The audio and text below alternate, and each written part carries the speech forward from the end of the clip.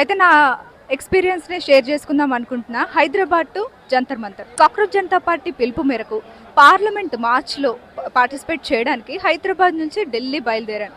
అప్పుడే ఈ దేశం గుండెల్లో దాగి ఉన్న రాచపుండు నాకు అర్థమైంది. 22 అవర్స్‌లో ఢిల్లీ చేరాల్సిన ట్రైన్ ఎగ్జాక్ట్‌లీ 40 అవర్స్ అయినా చేరలేదు. అయితే సౌత్ ఇండియా నుంచి స్టార్ట్ అయిన వేలాది మంది స్టూడెంట్స్ 18th ఈవినింగ్ నుంచి స్టార్ట్ అయ్యే ట్రైన్స్ ఎక్కారు.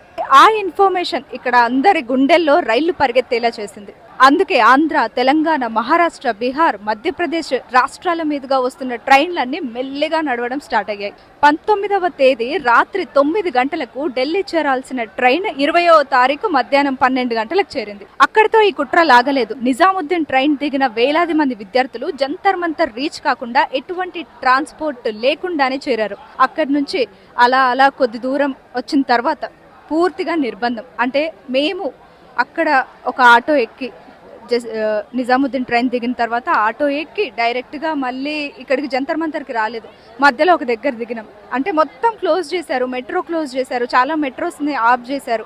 అక్కడ దిగి ఇంకొక మెట్రో ఎక్కి జంతర్ మంతర్కి దగ్గరలో, సన్సన్కి దగ్గరలో ఉండే మెట్రో స్టేషన్లో దిగి అక్కడి నుంచి ఒక 2-3 కిలోమీటర్లు నడిచిన తర్వాతనే నేను ప్రొటెస్ట్లో పార్టిసిపేట్ చేయడానికి వీలైంది. ఇలా ఎంతమంది ఇబ్బంది పడి ఉంటారు. నిన్న జంతర్ మంతర్కు 3 కిలోమీటర్ల దూరంలో ఇదంతా జరుగుతుంది. ఎక్కడ చూసినా బీభత్సం. అధికారం చేతిలో ఉంటే ఎవరినైనా అణిచివేయొచ్చు అనే ధీమా, ఉక్కుపాదంతోనే ఏ ఉద్యమమైనా రూపుమాపగలం అనే ధైర్యం. కానీ వారి నమ్మకాన్ని దెబ్బకొట్టింది విద్యార్థుల ఉద్యమం. కేవలం ఇన్స్టాకి మాత్రమే పరిమితం అన్నారు కదా. ఈ రోజు ఢిల్లీ నడిబొడ్డులో విద్యార్థుల మార్చ్ చూసి దేశం కంగుతింది. నాకు తెలిసి అధికారంలోకి వచ్చిన తర్వాత ఇలాంటి సూర్యోదయాన్ని వాళ్ళు చూసుండరు. దిక్కు మొక్కు లేని జనం, ఒక్కొక్కరు అగ్నికణం అన్న నినాదం నిజమైంది.